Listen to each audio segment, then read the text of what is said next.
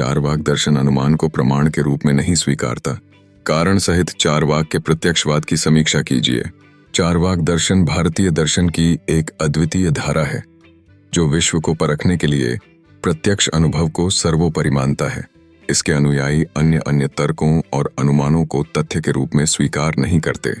चारवाकों का मानना है कि जो कुछ भी प्रत्यक्ष दृष्टि में आ नहीं सकता वह सत्य का प्रमाण नहीं हो सकता। इसलिए वे महान विचारकों और धार्मिक ग्रंथों के दावों को परखने के लिए जीवन के अनुभव को महत्व देते हैं। चारवाक दर्शन की विशेषता यह है कि यह भौतिकवाद के सिद्धांत पर आधारित है। चारवाक मानते हैं कि केवल वही चीजें सत्य हैं जो अनुभव के द्वारा समझी जा सकती हैं। इस दृष्टिकोण के अनुसार ईश्वर, नित्य अजर अमर आत्मा, पुनर्जन्म, स्वर्ग नरक, कर्मवाद और अन्य आध्यात्मिक बातें उनके लिए व्यर्थ की हैं क्योंकि उन्हें प्रत्यक्ष अनुभव नहीं किया जा सकता। चारवाकों की यह धारणा जीवन के अर्थ को भौतिक प्रगति और भौतिक इच्छाओं के माध्यम से समझाने पर केंद्रित होती है। चारवाकों का प्रत्यक्षवाद मुख्यतः तर्क और प्रमाण की प्रामाणिकता पर निर्भर करता है।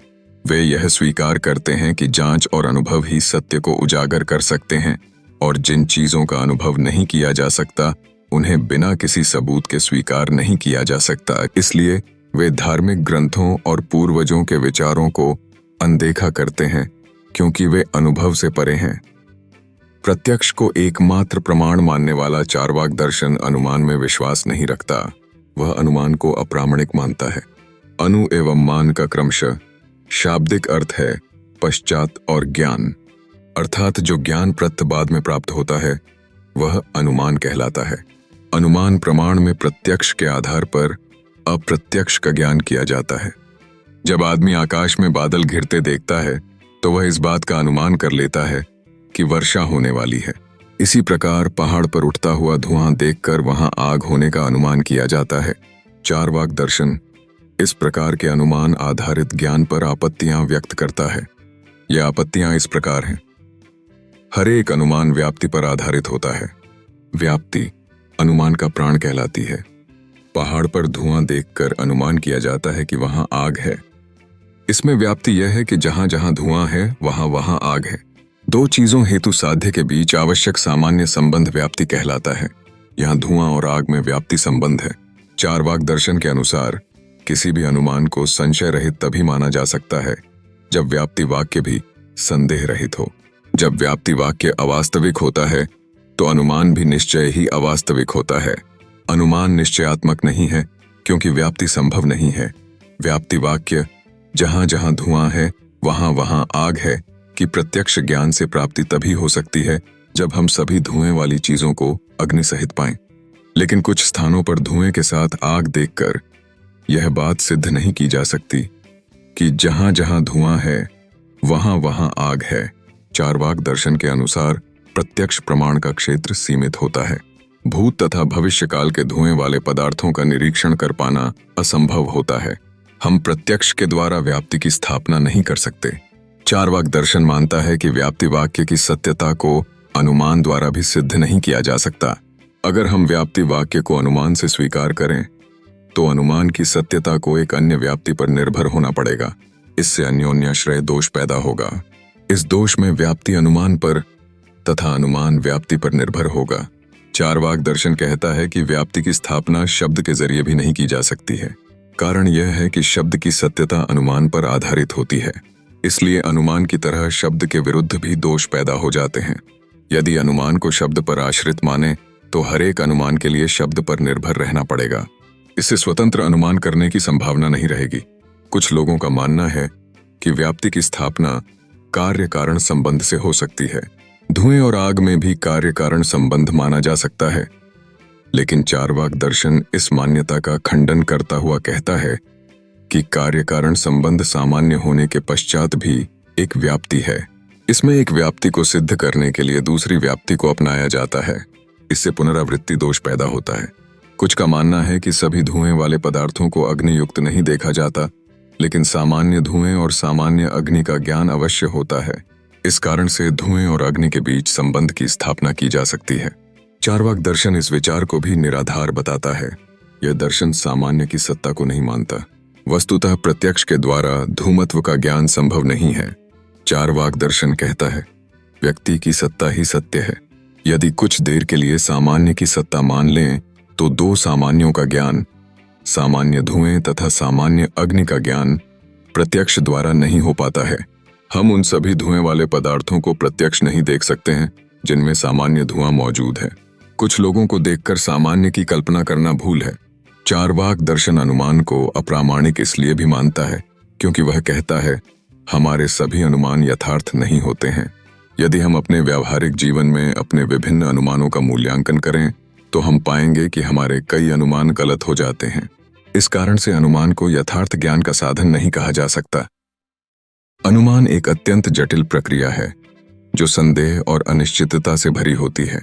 हमारे अनुभवों से प्राप्त ज्ञान को जब हम किसी निष्कर्ष पर पहुंचाने की कोशिश करते हैं तो यह संदेहात्मक बन जाता है।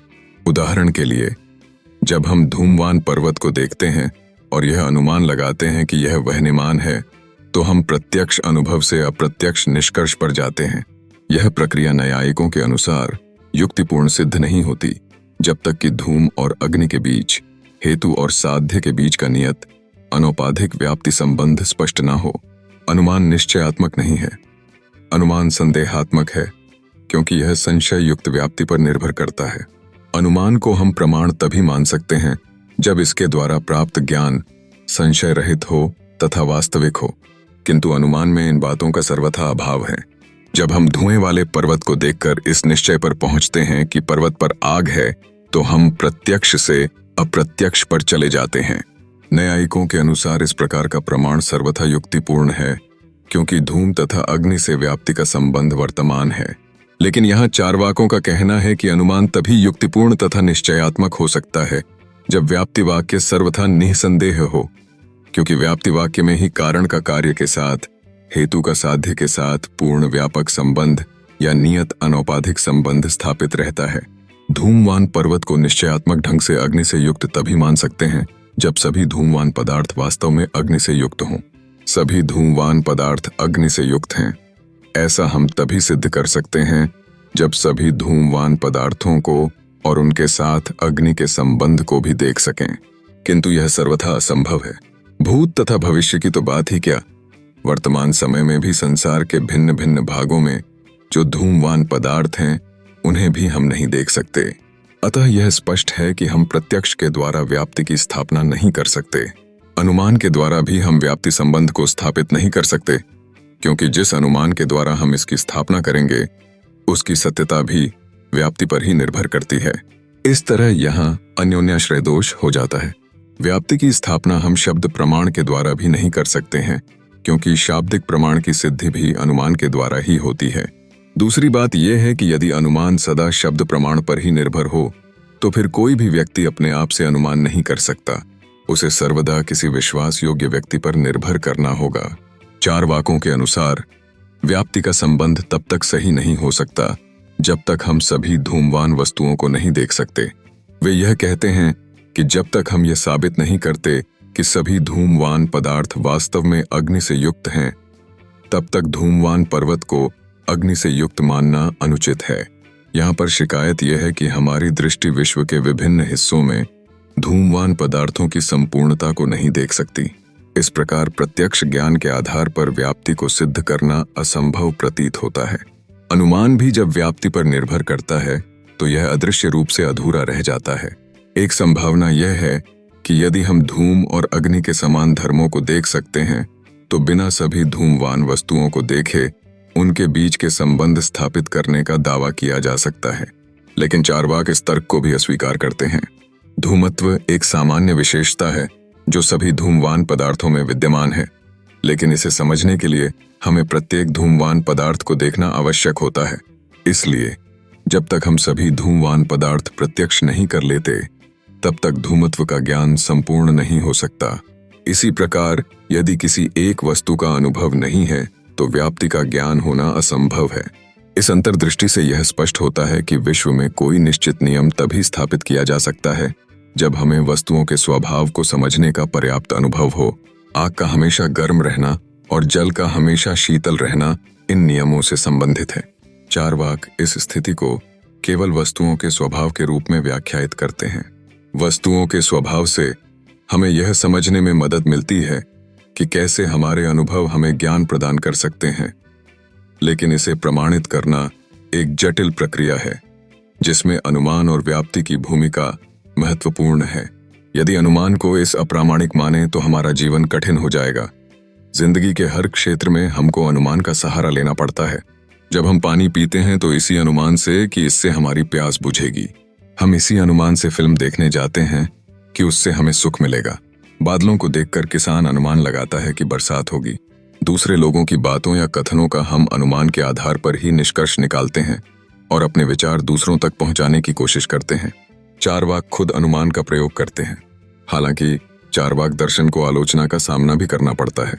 बहुत से दार्शनिक इसे असमर्थित मानते हैं क्योंकि जीवन में कई ऐसे अनुभव होते हैं जो प्रत्यक्ष दृष्टि में नहीं आते, जैसे विचारों और भावनाओं का अनुभव। इसके अलावा यह तर्क दिया जाता है कि ज्ञान का एक बड़ा भाग अप्रत्यक्ष रूप से प्राप्त किया जाता है, जैसे विज्ञान के सिद्धांत और ऐतिहासिक घटनाएं। इन पहलुओं को समझकर यह स्पष्ट होता है कि चारवाक दर्शन का प्रत्यक्षवाद वास्तविकता को देखने का एक अद्वितीय दृष्टिकोण प्रस्तुत करता है।